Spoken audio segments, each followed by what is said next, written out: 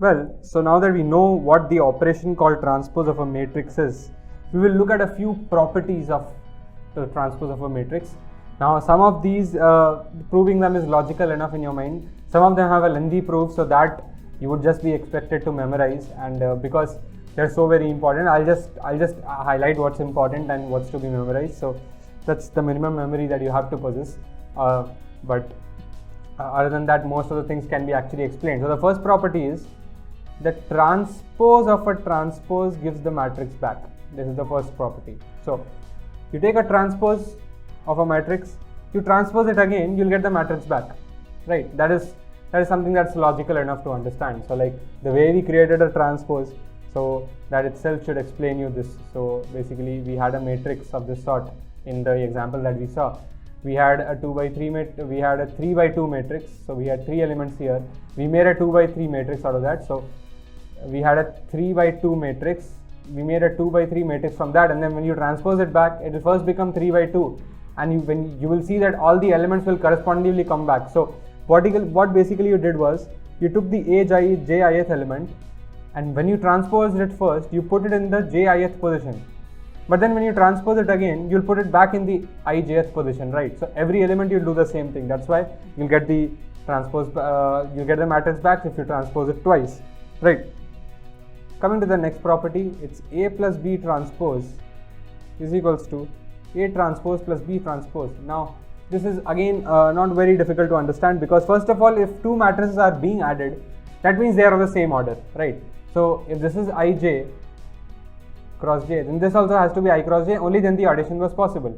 And now when we are taking the transpose of this, then because you know addition is basically picking up of corresponding elements and adding them one by one, then it will not make a difference if I actually transpose both of them and then pick up the elements, corresponding elements one by one and add them up, right? It will not make a difference at all. That is the reason why A plus B transpose is equal to A transpose plus B transpose. Like that's at least the understanding part of that, right? So coming to, if I multiply a scalar to a matrix and then transpose it. Now this is very simple to understand. Scalar is not a matrix. This small a is not a matrix. So it will not make a difference if I just take this out and I straight away multiply this to A transpose, right? Because what you actually do is, what this side is telling you is that you actually take a matrix, multiply each element with the small a, and then take the transpose, you'll get some other matrix, right?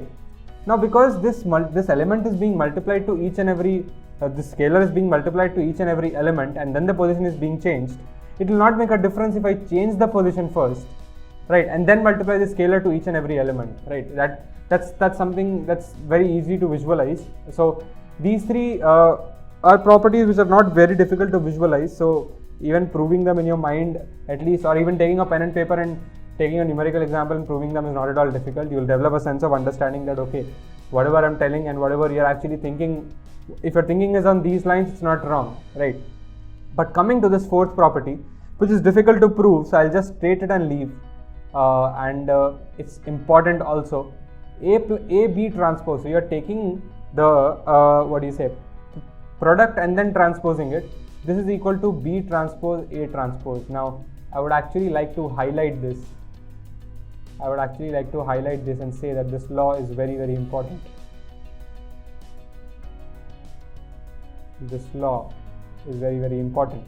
And also this law is basically called as reversal law. This law is called as reversal law because you can see here it's being reversed. If you take a transpose like this, it's not A B transpose, it's not A transpose B transpose.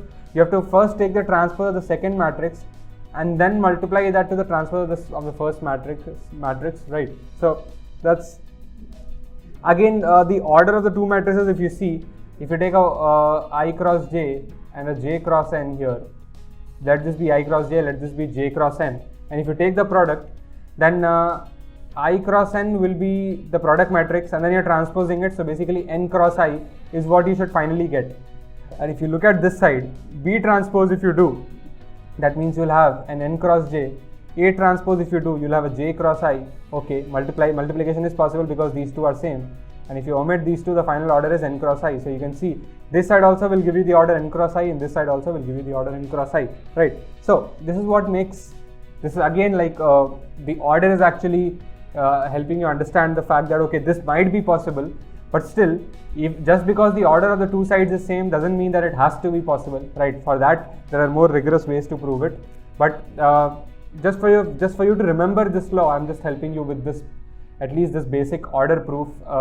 So I would like you to remember this law because it's quite important, and there are lots of questions which come on this law directly, because these are quite simple and easy to understand and apply. But this is what people usually forget, and this is where they do a mistake. So what they usually do is they do an A plus B AB transpose equal to A transpose B transpose, and everything goes wrong. So this is something that I would like you to keep in mind. And with this, I guess we complete the subtopic called transpose of a matrix. Let's move into the further topics of the chapter.